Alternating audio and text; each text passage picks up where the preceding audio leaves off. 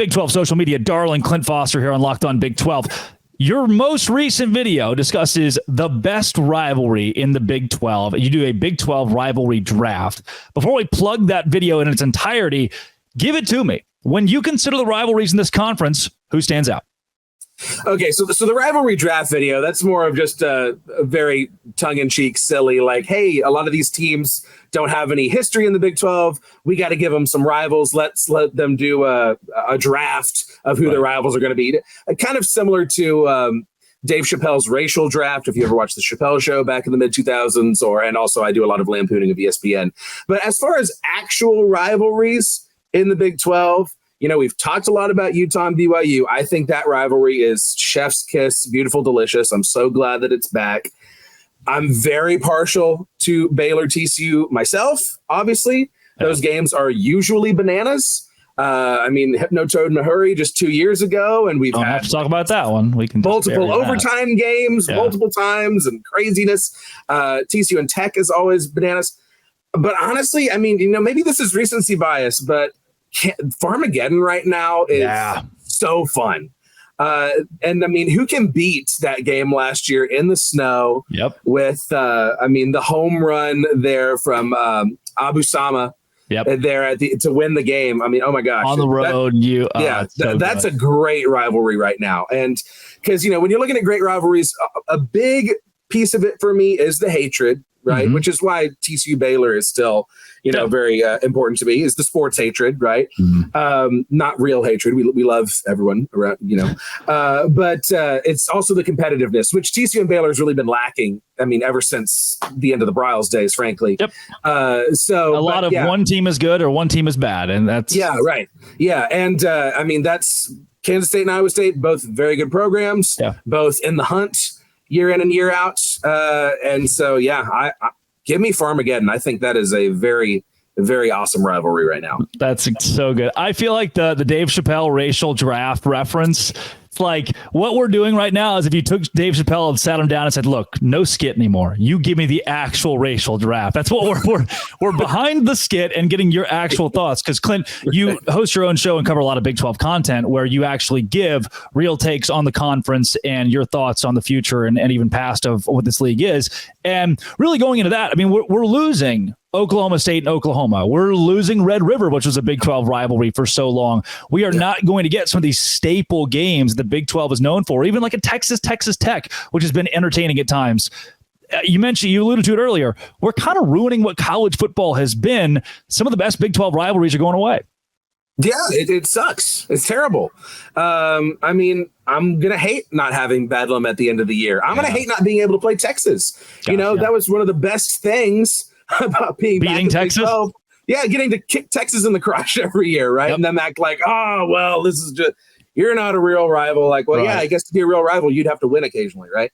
Oh my God, it sucks.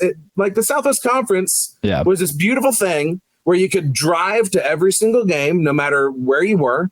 And you had bragging rights over everybody who worked in your office or wherever it was that you worked. And you cared about these games. I mean, now outside of just being a college football nut and just really living and dying by your team, how are you going to get up for Arizona, Cincinnati, right? Like, or UCLA, Rutgers, who cares? Right. Who cares about that? I mean, it sucks, but it is what it is. Well, and a lot of these games get buried too on ESPN Plus, where even if you wanted to watch Arizona, Cincinnati, there with 16 teams and 8 games a weekend, it's going to be tough to keep up with everybody and what they're doing. That's why Locked On Big 12 exists. I will be the sicko that has to do it. But from the general fan perspective, it's going to be tough to actually know what the rest of the conference has to offer when there's so much happening that you probably in general don't care about. Like Farmageddon, we care about. When the Holy War happens, BYU, Utah, there'll be people that turn their eyeballs to that game. But you're right. But those are regional rivalries, Drake. 100%. 100%. Regional rivalries. When West Virginia plays Arizona State, there's kind of a weird luster there. But at the same time, most people are like, it's on ESPN Plus. I'm not going to go out of my way to track that game down.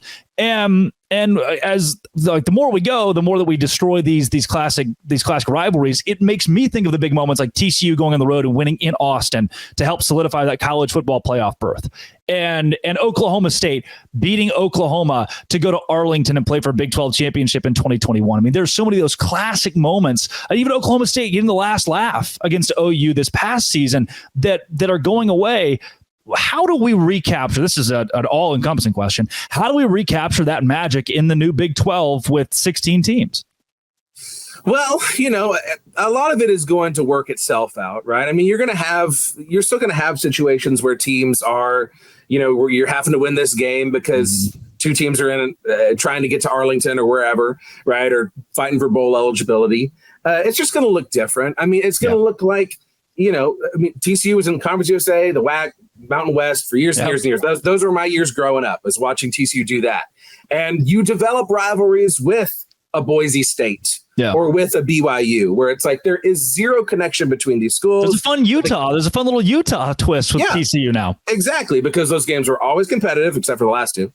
And there was always a conference championship on the line. There was always some BCS bowl on the line, right? Something bigger at play.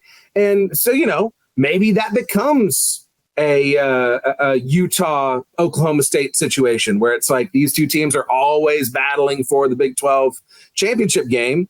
And so an animosity grows between the two of them. And then it becomes very fun to watch, right? The more niche stuff, like the Arizona State, West Virginia, that's interesting because of the AD popping off and being like, I never want to go to Morgantown in my life.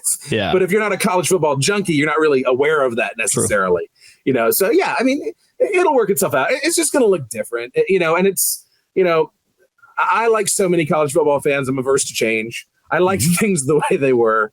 But, it'll still be fun as long as we have bowl games and Pop-Tarts being eaten alive and, rivalry trophies and all of this stuff. So random. I watched a video of Jones AT&T in Lubbock where they were yelling Raider power back and forth across the stadium. It was an eight-year-old video, and it's like 30 seconds, and I got chills.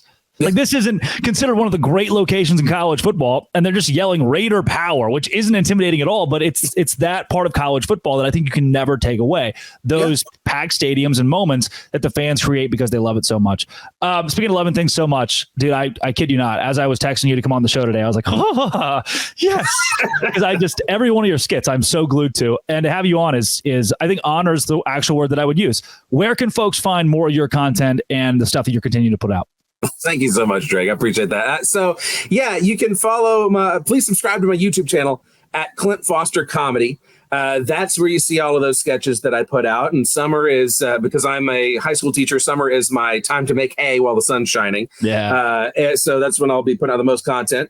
You can also check out my show on Tuesday nights at Big 12 VOCFB. My show is the biggest 12 on Tuesday nights. Got a good show. At time of recording, got a good show coming up tonight. And also you can follow me on Twitter at Clint_Foster55. That's where I just, shoot off my lame jokes and takes occasionally, mostly TCU focused, of course. But every other things every now and then. That's awesome. Clint, thanks so much for joining the show today. Thank you, Drake. Thanks for having me. 100%. That's Clint Foster. Drop that follow to that guy. And thank you for making this show your first listen every single day. This has been and it always will be Locked On. Thanks again for making it your first listen every single day. Dose Grande.